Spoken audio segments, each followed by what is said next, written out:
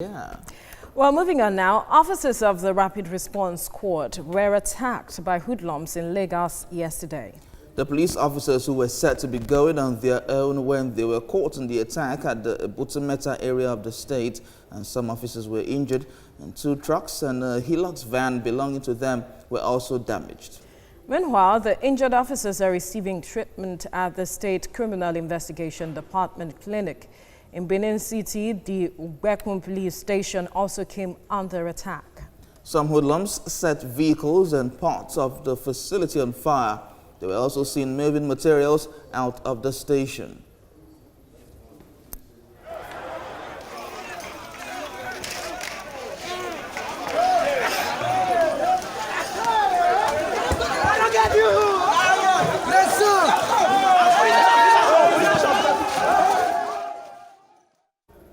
Well, lawyer and rights activist Malaki Gumadu joins us via Skype to talk more on this. Good morning, and thank you for joining us on TVC Breakfast.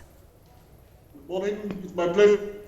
All right, thank you very much. Now, a lot of persons are concerned with the dimension that we see the hashtag #EndSARS protest taking. They describe it as becoming worrisome and dangerous, especially with what we see transpire yesterday, the attacks on some police and also police station. I wonder how you react to this development. Well, Malaki.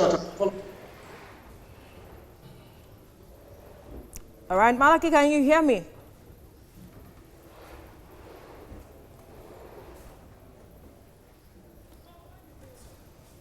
All right, Malaki Gumadu, our guest there, will be joining us shortly. But then, Theophilus, yesterday's incident, talking about the visuals that we were showing right there, the fire incident at police station, and we see some of the attacks on the policemen in Lagos. This was that's the attack in Lagos, the RRS police van, and then we have this one that happened in Benin City.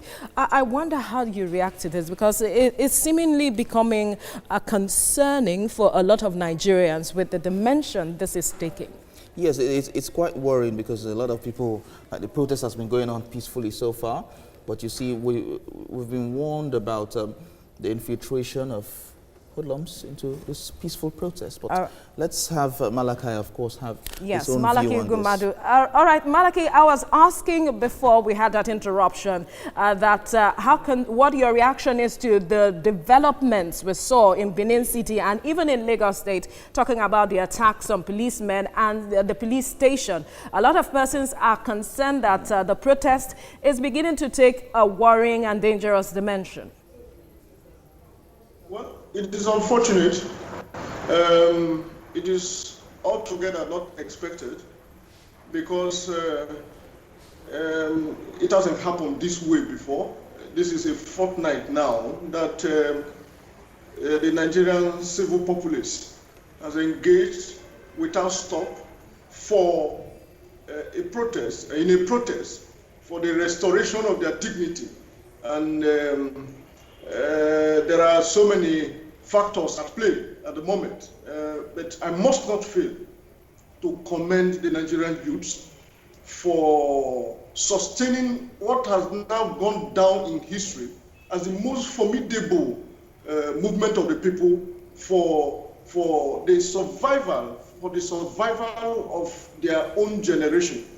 Now, the question and concern is, to what extent has this whole exercise become tainted by the violence already being experienced in Benin in particular, Lagos, and even in Osun State, and Abuja inclusive.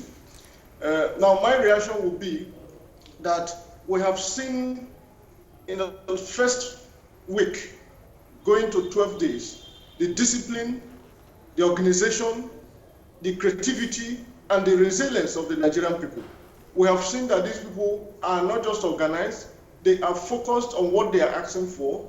They have gone to the point where they even, took care of themselves in terms of feeding, in terms of sweeping and keeping clean the environment where they are operating, from Lekki to Alausa to the Abuja centers.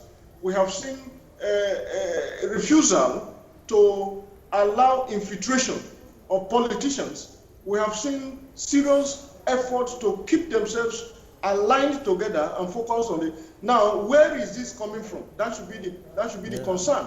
You see, in recent times, in the last few days, we have also seen the body language and the statement from the government that has the potentials of also engendering what we have witnessed.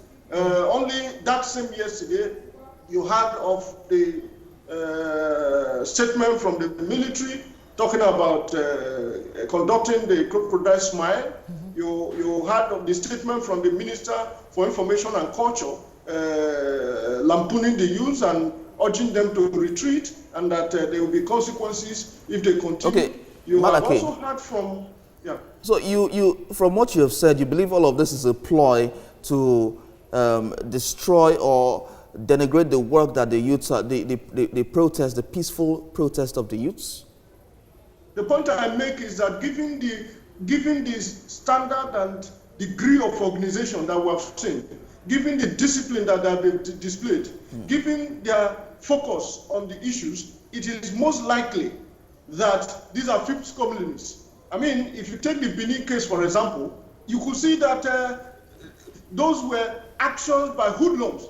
The protesters are not hoodlums, you know. So, and what we saw on the clips suggests that something happened inside, for which reason prisoners, you know, had access to the outside world and were jumping from the fences. Could that be the activities of protesters who were perhaps centered elsewhere? Certainly not. So we're saying that at the moment, it is obvious that there are fifth communities already. There are people who are intent, or hoodlums, so to speak, who are intent on destabilizing the whole peaceful exercise. And it is the responsibility of the state to be able to isolate these people and treat them accordingly. So now that we, like you have pointed out, there are fifth columnists, and it is obvious that the hashtag EndSARS protesters are not backing down anytime soon. How do we ensure, or how do they ensure that their protests is not hijacked moving forward? The security agencies of the country, the agencies of Nigeria that control the coercive force of this country should not abdicate their responsibility. It is still a country. The fact that the citizens of Nigeria are protesting and resenting what has been going on for years does not suspend government. The government of Nigeria is still in place, and the law enforcement agencies are still there. The challenge is theirs to be able to isolate these troublemakers and then handle them accordingly.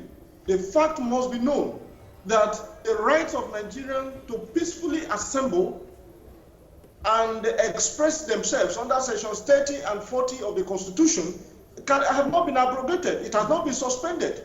And therefore, it is the additional responsibility of the law enforcement agencies, as pronounced in the case of IGP and AMPP 2007. In short, if you want the part, it is part 1066 of the Nigerian Weekly Law Report.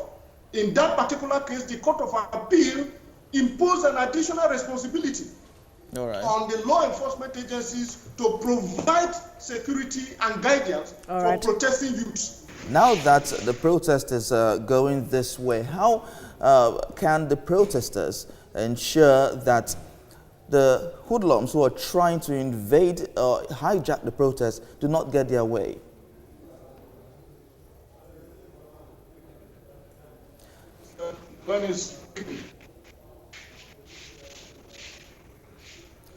Malachi, if you can hear me now, I was asking that now that the protests have so far been peaceful, but looking at what has been happening so far, how can this the protesters ensure that hijackers do not take over the protest and give it a bad name?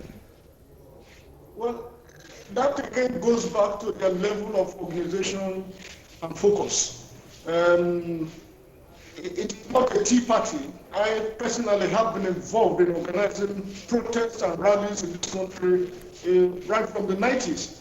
And I can tell you that what is needed now is that they will have to lash in on the level of organization and discipline and character that they have shown and have a review of their strategies. That strategy will put into consideration the fact that the fifth colonies are already out there and that even the government has taken some steps that will undermine their peaceful protest.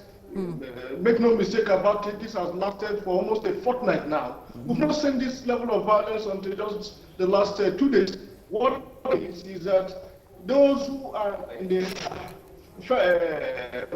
helm of affairs, who are in charge of this rally, should be able to review what it is the state of the protest at the moment. All right, when you're talking... Now, all of the government, when you're talking review of strategies, what are we looking at right now? Because some have said that perhaps isolating these cases of persons invading the protest might be a challenge.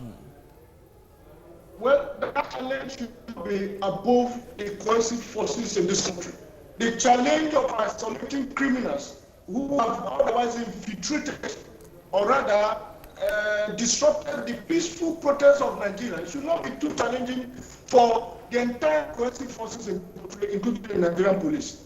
Make no mistake about it, these youths are also saying that the welfare of the members of the Nigerian police should be improved. So the fight is also for them.